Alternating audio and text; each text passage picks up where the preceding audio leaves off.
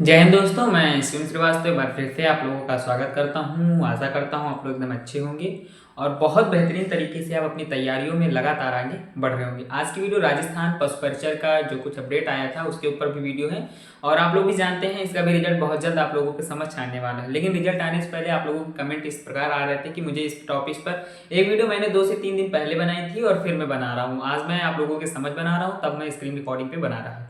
लेकिन टॉपिक्स को वही है, सब कुछ वही है, कमेंट आप लोगों की रोक नहीं रहे थे, इसलिए फिर से आना पड़ा और उन कमेंटों को आज मैं एकदम पूरी तरह से आप लोगों को सांत्वना देकर जाऊंगा। तो सबसे पहले मैं आप लोगों के साथ शेयर करूंगा कि आंसर की से रिलेटेड क्या जो है निकल कर आई है अपडेट। देखो, आंसर की सभी को रहता है कि आंसर की कब तक आएगी। एग्जाम्स वगैरह आप लोगों के हो गए, सभी को होता है, मान सभी भाई कोई भी हो, अगर एग्जाम्स की तैयारी करते हैं और एग्जाम्स देते हैं तो उनको ये जरूर एक प्रकार से अंदर से मन होता है कि बहुत जल्द हमारे रिजल्ट हमारे सामने आए। ठीक है, कट ऑफ वगैरह क्या होगी इसके ऊपर भी मैं चर्चा करूंगा। सेफ स्कोर क्या होगा, सेफ स्कोर के अंदर जो कैंडिडेट्स आ रहे हैं उनके लिए क्या क्या प्रावधान है वो सब मैं बताऊंगा। आया, ठीक है। उसके बाद में आफ्टर नॉर्मलाइजेशन कितने नंबर तक आप लोगों के स्कोर को बढ़ाया जा सकता है या घटाया जा सकता है उसके ऊपर भी चर्चा करूंगा। डीवी का जो है कितने परसेंट लोग डीवी के लिए बुलाए जाएंगे, तो डीवी के लिए देखो कौन कौन बुलाया जाता है, जिनका सिलेक्शन होना होता है उन्हीं को डॉक्यूमेंट्स के लिए बुलाया जाता है, जो कट ऑफ की रेंज में आ जाते हैं उनको बुलाया जाता है। ठीक है, ऑब्जेक्शन प्रूफ क्या होगा, जैसे आप लोग कोई क्वेश्चन लगता है कि आप लोगों को गलत उन्होंने चेक किया तो उसके लिए आप ऑब्जेक्शन कर सकते हैं और ऑब्जेक्शन प्रूफ भी आपको देना होगा और वो भी आप लोगों को देंगे। ठीक है, ये सब चीजें आप लोगों के साथ इतना मैं आज शेयर करने वाला हूँ। उसके साथ साथ मैं आप लोगों को फिर कुछ और चीजें जैसे बता देता हूँ, बेसिक ऑफ एग्जाम्स के बारे में बता दूं। आप लोगों को भी पता है कि आप लोगों के 6 शिफ्ट में एग्जाम हुए थे, 6 शिफ्टों में एग्जाम किए गए थे। पद कितने थे, 5934 केवल पद थे और 6 शिफ्टों में एग्जाम हुए थे। तो 6 शिफ्टों में कोई ना कोई शिफ्ट इजी और कोई ना कोई शिफ्ट हार्ड रही होगी। अप्लाई की अगर मैं बात करूं तो 17 लाख प्लस फॉर्म आवेदन हुए थे, जिसमें से इनसे तो हमें कोई मतलब है नहीं। देखो, आवेदन से हमें कभी मतलब नहीं होता है, हमें मतलब होता है अपीयर से। ठीक है, कितने कैंडिडेट ने एग्जाम दिया, तो एग्जाम कैंडिडेट ने कितने दिया था, 10 लाख लगभग। ये अनुमानित डाटा है, कोई भी कंफर्म डाटा नहीं है। 10 लाख, लेकिन इतने से कम नहीं है, कंफर्म है। ठीक है, 10 लाख मान लो देते हैं। अब 10 लाख में से आप भी जानते हैं पद कितने हैं आपके, 5934। ठीक है, मतलब मैं मान लो अगर 6000 भी पद है तो नहीं, अगर 6000 भी मैं पद मान रहा हूं और 10 लाख आपके पता है। ठीक है, 10 लाख पद 6000, अब आप समझ लीजिए कितने, 1000 में 6।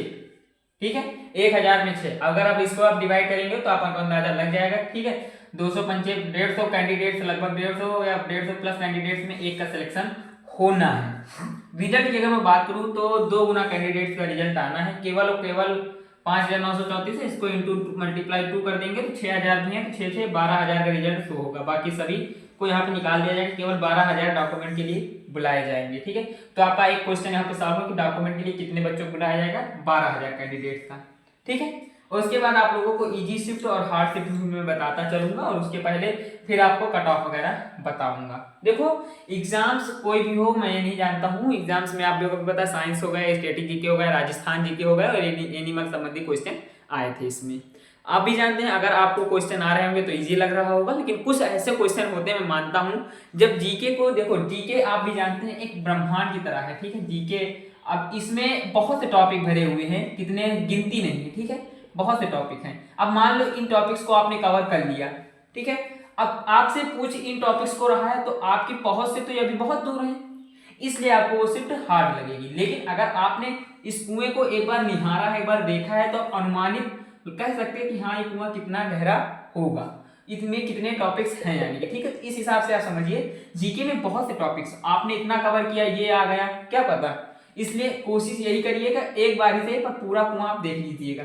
ठीक है, तो जीके इस प्रकार से आप तैयार करिएगा। मैं अभी आरआरबी ग्रुप डी का आज से आप लोगों के लिए मैं पीडीएफ वगैरह का इंतजाम शुरू कर दिया हूँ, आज से आपको डॉक्यूमेंट पीडीएफ देता रहूंगा, तो उसकी चिंता नहीं है। ग्रुप डी के लिए मैं आप हमेशा आप लोगों के साथ था। ये चीज राजस्थान पशु परिचर के लिए है क्योंकि जीके में थोड़ा सा हार्ड शिफ्ट आई थी। तो अगर मैं कहूँ तो 5 से 6 दिन एग्जाम हुआ था, एग्जैक्ट डेट मुझे अभी नहीं याद, मैंने उसमें इसके पहले वीडियो में बताया था।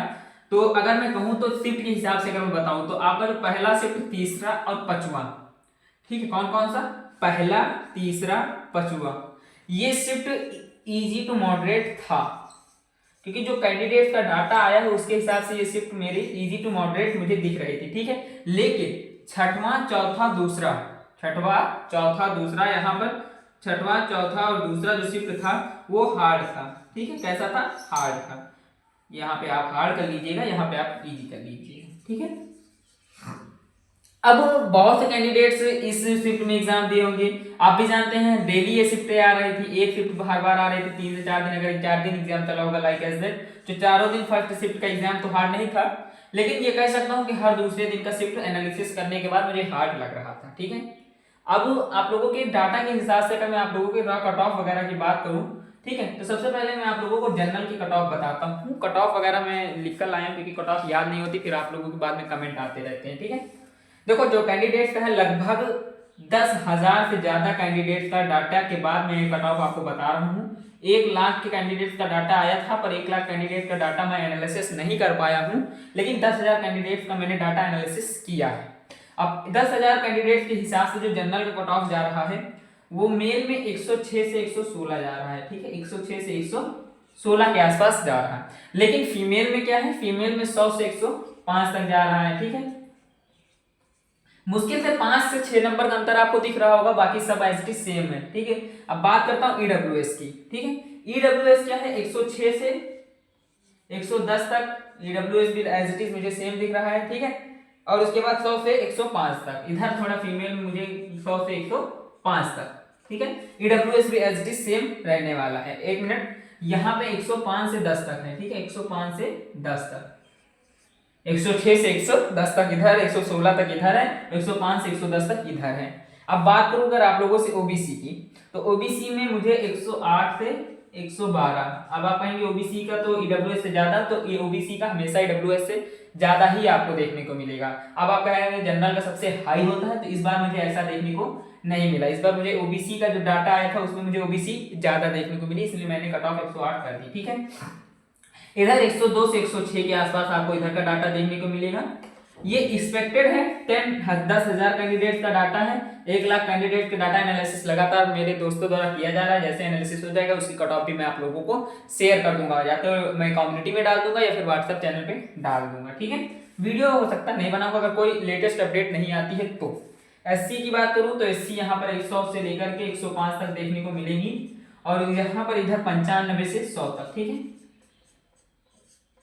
लास्ट में आप लोगों का एसटी आता है, तो एसटी आपका 105 से 109 और 97 से 100 तक। ठीक है, तो ये डाटा था कैंडिडेट का जो प्रोवाइड हुआ, मैंने आप लोगों के साथ शेयर किया है। आंसर की के बारे में अगर मैं बात करूं तो आप लोगों को 7 दिन के अंदर आप लोगों का आंसर की देखने को आज से मिल जाएगा। आज से ठीक 7 दिन के अंदर अंदर आपको आंसर की देखने को मिल जाएगा। कट ऑफ की अगर मैं बात करूं आप लोगों की, तो कट ऑफ मैंने आप लोगों को बता दी है। सेफ स्कोर जो आपका है, अगर आप 100 के आसपास स्कोर कर रहे हैं तो आप सेफ रहिए, आप ज्यादा घबराइए नहीं। आपका सिलेक्शन हो सकता है, लेकिन अगर आपका 100 तक स्कोर है, 90 है, तो आप घबराइए। आपके कैटेगरी के ऊपर डिपेंड करता है, अगर आप जनरल में हैं या एससी एसटी में, एससी एसटी ओबीसी हैं, तो आपका स्कोर, अगर आप जनरल में आते हैं तो 108 105 के आसपास हो रहा, तब भी आप सेफ हैं। आफ्टर नॉर्मलाइजेशन आप लोगों के कमेंट आ रहे थे कि आफ्टर नॉर्मलाइजेशन क्या होगा। देखो, आफ्टर नॉर्मलाइजेशन के बारे में अगर मैं बात करूं तो आपके +5 हो सकते हैं या -5 हो सकते हैं, 2 में से एक होगा। ठीक है, उम्मीद मुझे +5 की ज्यादा है, तो +5 नंबर आपके हो सकते हैं, बाकी सब कुछ सेम रहेगा। डीबी के लिए मैंने आपको बता दिया कि 2 गुना कैंडिडेट्स को बुलाया जाएगा। ऑब्जेक्शन प्रूफ आपको खुद वो देगी, जब आप ऑब्जेक्शन करेंगे, आंसर की आएगी, उसके बाद आपको 3 दिन का चांस मिलेगा। 3 दिन में आप ऑब्जेक्शन कर सकते हैं। ऑब्जेक्शन के लिए कुछ पेमेंट रखेगा, पेमेंट देंगे तो आपको एक फी रिसिप्ट देगी। जो फी रिसिप्ट देगी वही ऑब्जेक्शन प्रूफ होता है, और उसी से आप अपने ऑब्जेक्शन दिखा सकते हैं। अगर आपका ऑब्जेक्शन सही है तो पेमेंट लौटाना पड़ेगा उनको। ठीक है, और बाकी के आंसर्स पर विचार करना पड़ेगा उन्हें। तो ये था डाटा जो मैंने आपके साथ शेयर किया है। ऐसी वीडियोस मैं लगातार बनाता रहता हूँ। आशा है, उम्मीद है वीडियो पसंद आई होगी। मिलूंगा नेक्स्ट वीडियो में।